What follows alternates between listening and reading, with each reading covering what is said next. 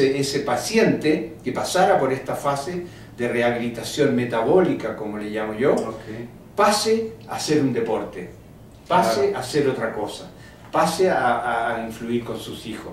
Por lo tanto, lo que hace después depende del objetivo que se persiga. Claro. Y eso es una falencia que yo veo mucho en nuestros profesionales del área del deporte y la educación física, en el cual dicen, ok, vamos a hacer tal cosa, y no saben cuál es su objetivo, y no evalúan si lo lograron o no. Así es. No hay un Entonces, ese es el problema. Si mi objetivo es bajarte el azúcar, me olvido de la velocidad, de la potencia, me olvido de la coordinación, porque ese es mi objetivo. Y para eso yo he planificado un programa que se llama 1x2x3, que es 1 minuto de ejercicio, 2 minutos de descanso, 3 series, en que el paciente en una sesión puede levantar 5 toneladas sin dañarse, sin problema, y combatir ese perfil bioquímico dañado. Entonces, esto yo lo he presentado en Escocia, en Sudáfrica, en Japón, en Francia, y ha sido muy bien recibido, y más ahora que se ha descubierto que el músculo es un órgano endocrino. Por lo tanto, tú solamente el hecho de provocar un ejercicio con una dosis adecuada en un músculo, ese músculo va a enviar hormonas al cerebro, a los vasos capilares, al hígado, al hueso, etcétera, etcétera. Claro. Por lo tanto, que yo sin quererlo es un método que ha adquirido una validez muy importante. Hace unos días, bueno, hace algún tiempo, el doctor Cabañas Rolón, que es docente de aquí de la licenciatura, hablaba a los chicos sobre el cambio que ha tenido el entrenador, que el entrenador ahora es un entrenador de alto rendimiento social, que la gente, bueno, ya logró ese objetivo de tener salud, de estar sano, pero viene ahora una competencia campo traviesa, o viene digamos, el doctor que ya logró andar en bici, ya lo hace de manera recurrente, pero ahora va a ir a la quebrantahuesos, que es de aquí, hablando de quebrantahuesos, sin ofender, a esa quebrantahuesos que es de aquí, saliendo de la Ciudad de México hasta Acapulco. Y que finalmente el entrenador se ha vuelto un entrenador de alto rendimiento social, de ahí viene este término. El entrenador también debe de cambiar su perspectiva de los conocimientos base que teníamos de fuerza, resistencia, rapidez, sistemas energéticos, bioquímica, a un entrenador que tenga ya una mejor capacitación en cuanto a medicina del deporte, en cuanto a fisiología del ejercicio, en cuanto a biomecánica, etcétera. ¿Cuál sería ahora la tendencia del entrenador? En cuanto a su formación. En cuanto a su formación, en cuanto a esta parte académica. La tendencia es primero tener una pequeña base de 1 año de bioquímica y fisiología. Porque no es posible que ese entrenador le diga al atleta 10 repeticiones de 300 metros en 50 con 3 minutos de descanso. Y el tipo no puede más a la octava y le diga, dale, tienes que hacerlo, porque eso es el programa, esto es lo que hacemos, y esto es lo que yo hacía cuando joven, y esto es lo que hacemos, otra cosa. Claro. Entonces, sin ser agresivo, primero al entrenador, porque yo estoy siempre visitando campos de entrenamiento, como voy a distintos gimnasios y hablo con los profesores para ver cómo están, hay que hacer una maduración del criterio. Claro. Y el criterio solamente se madura con conocimiento, no con experiencia. ¿Ya? Y después el criterio perfecto es el conocimiento más la experiencia. Así es. Por lo tanto, yo al entrenador le pediría un poco de conocimiento de base, que cuando él sepa que cuando está entrenando a un fondista no solamente le está agrandando el corazón, porque a lo mejor genéticamente no sintetiza proteínas para tener nuevos cardiomiocitos u otro tipo de pero tiene que saber que está aumentando la red vascular, que está aumentando la red mitocondrial.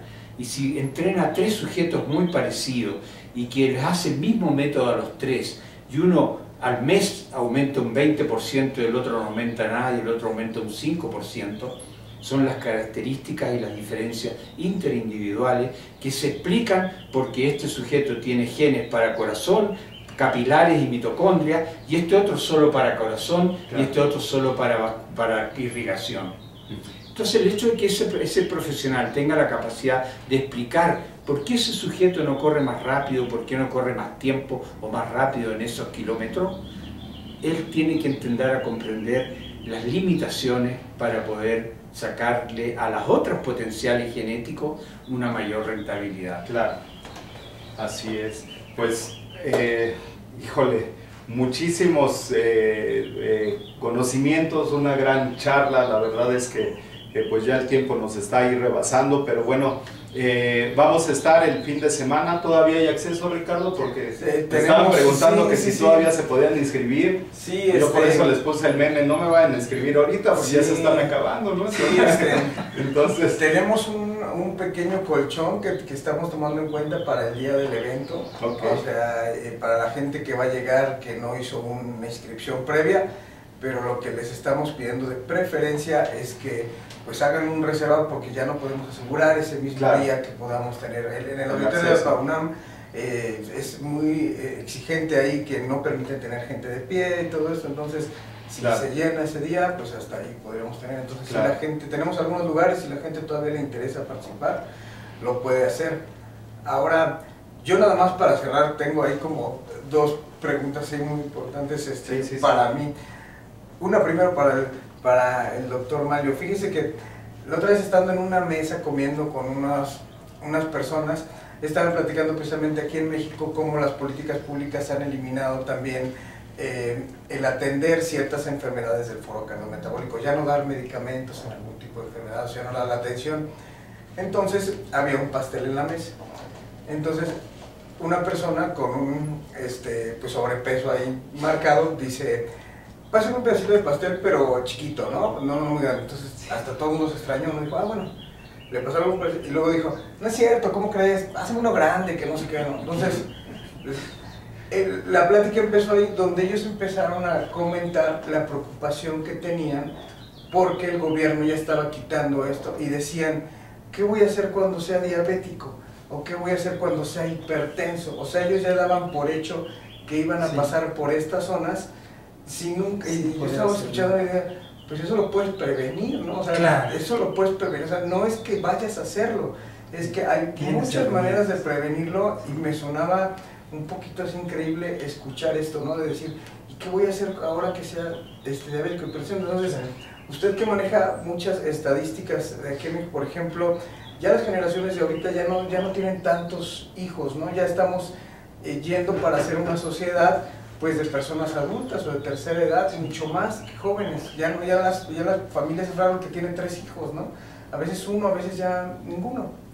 Entonces, creo que México debería preocuparse muchísimo, muchísimo por este aspecto hacia donde vamos, donde finalmente yo creo que, como decía muy bien el doctor, el gobierno lo que se está preocupando es: pues tenemos que ver cómo salvamos este problema, y a lo mejor estos medicamentos que eran gratuitos ahora los vamos a vender y ahora a la gente le va a costar, pero no se preocupan en la prevención, no se preocupan en la prevención. Entonces, ¿usted qué piensa?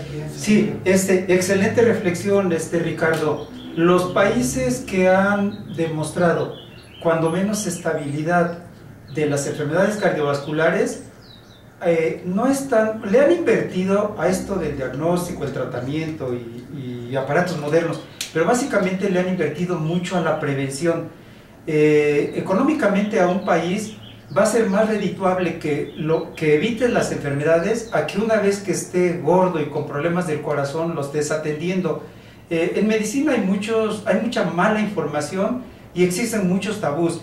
En medicina todavía seguimos utilizando mucho esto que se llama índice de masa corporal, medirle la cintura al paciente, y hay puntos de corte a donde de alguna manera se han sustentado en trabajos previos.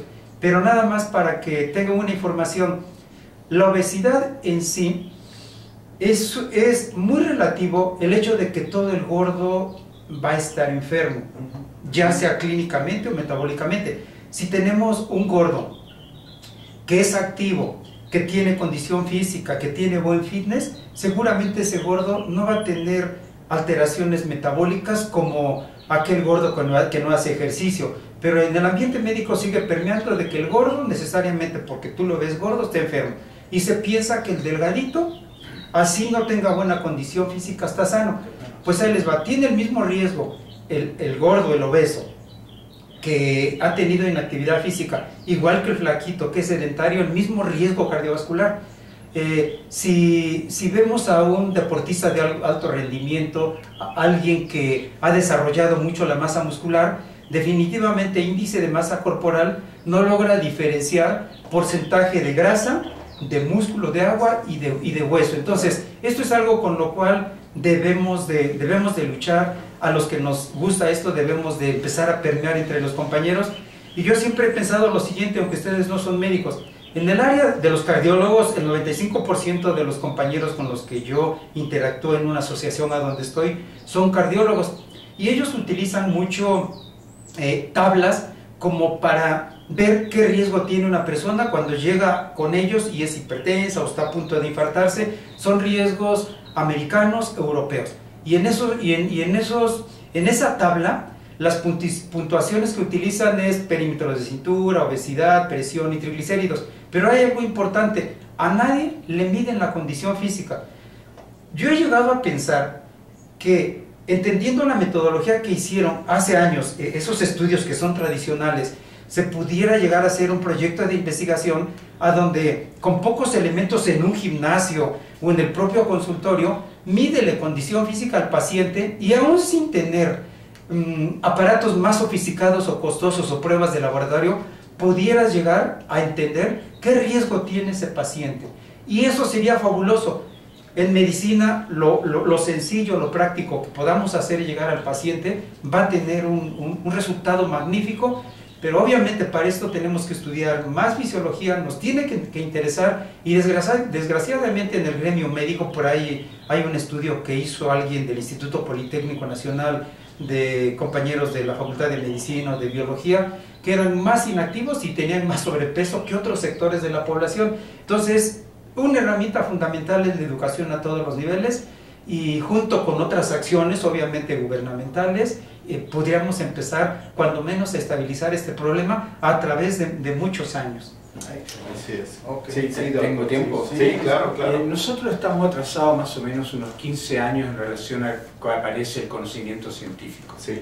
Y lo ponemos en práctica casi 15 años después, cuando llega la revista, cuando llega la traducción, cuando lo comprende el médico y cuando lo comprende el entrenador, y lo aplica y lo experimenta y lo aprueba. Claro. 15 años. Y en 15 años ya crece una persona y ya es una persona adulta. Sí. Entonces, tomando lo que dice Manlio, es muy importante, porque podemos tener gordos sanos como primer paso. Claro. No dedicarnos a combatir la obesidad, sino que primero a ese sujeto con sobrepeso quitarle sus alteraciones metabólicas, claro, y después preocuparnos del otro. Y ha llegado a tal extremo que el otro día yo en Perú, una autoridad política me dijo: Carlos, ¿qué hacemos con la alimentación o la nutrición acá en Perú?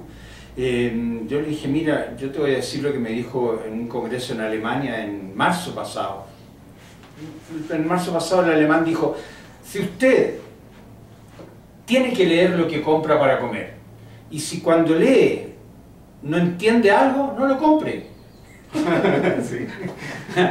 Justo con claro. Eso. Entonces, yo quiero terminar esta presentación y este tan agradable diálogo en que debiéramos de revertir las políticas, porque muchos de los que están enfermos es por culpa de ellos mismos. Claro. Entonces, ¿qué pasa? Que nosotros seguimos invirtiendo en la enfermedad. Invirtamos en lo sano. Claro. Invirtamos en lo sano para que contagien a los más niños sanos. Así es. Entonces el sano que tiene buena condición física tiene una tarjeta del Estado que le da un 10% de descuento en todos los convenios que logre el Estado para el sujeto físicamente fit. Claro. México Fit, la tarjeta México Fit, un 10% porque usted tiene el peso normal y tiene la condición física normal. Claro. Que son test que se demoran 6 minutos en un consultorio de atención primaria. Así es. Y bueno, finalmente ahí esta propuesta pues no es tan descabellada. Yo creo que ha habido algunos intentos aquí a nivel gobierno que de repente en estaciones del metro ponen boletos de acceso al metro gratis y hace cierto número de sentadillas, sí, o se hace cierto número de tipo de ejercicio. Fue un grupo de investigadores rusos que lo hicieron. Excelente. Y bueno, pues de ahí sí tenemos esa primera parte básica, ¿no? Que sería como implementar este tipo de mecanismos, pero posteriormente tendríamos que hacer algo ya más científico, ya mejor cimentado, ya con una estructura y que bueno, pues esto diera un beneficio a la sociedad.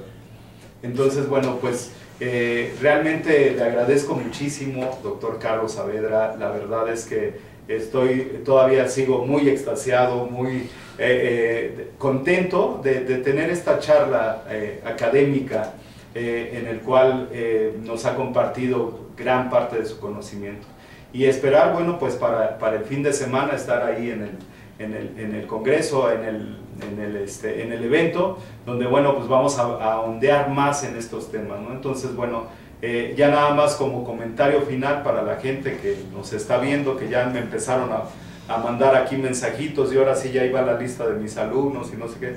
Bueno, pues ya nada más invitarlos para que nos acompañen este fin de semana. Por favor, doctor, ¿algún comentario final? Yo creo de que uno de los grandes regalos que se puede hacer un profesional es darse un tiempo para pensar, reflexionar, aprender y desaprender. Exacto. Porque la ciencia en el ejercicio físico ha aumentado de tal forma que creo que no hay pocos campos y pocas áreas del conocimiento como el ejercicio que han aumentado tanto y que han dejado en evidencia lo que dice Tim Noack, un fisiólogo sudafricano, que dice, al parecer el 50% de lo que sabemos está errado y el otro 50% aún no lo sabemos.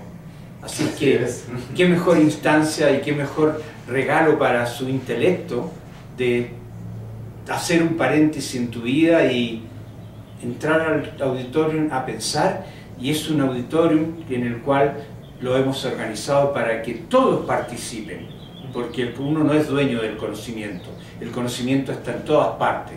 Ahora, ¿qué transmite a través del conocimiento el criterio, la experiencia? Es lo que nosotros, y la reflexión, es lo que nosotros vamos a dar al lugar con un micrófono central en que cualquier persona se puede parar, hacer sus preguntas o hacer su aporte, porque nadie tiene todo el conocimiento. Excelente, pues muchísimas gracias, doctor Saavedra. Por ahí estaremos el fin de semana. Muchas gracias, Ricardo. Doctor Malio, muchas gracias. Y bueno, pues a todos los que se conectaron por allá, pues muchas gracias. Nos vemos el fin de semana. Y mando un saludo a mi amigo Juan Carlos Ibáñez, que estuvo el fin de semana ahí en Cancún. Y me decía algo muy importante, que su maestro le había dicho, que es muy importante aprender a desaprender, aprender. Entonces nos vemos el fin de semana para poder seguir aprendiendo a desaprender, aprender. Vale, pues muchas gracias, gracias doctor, gracias. Y pues gracias a todo el público. Nos vemos el fin de semana. Gracias, gracias. Voy para allá porque me toca desconectar aquí. Excelente, excelente. No me aburrí, siempre me aburro. No, estuvo... Se pueden pasar hablando horas y horas. Ya hemos ido a pedalear, ¿eh?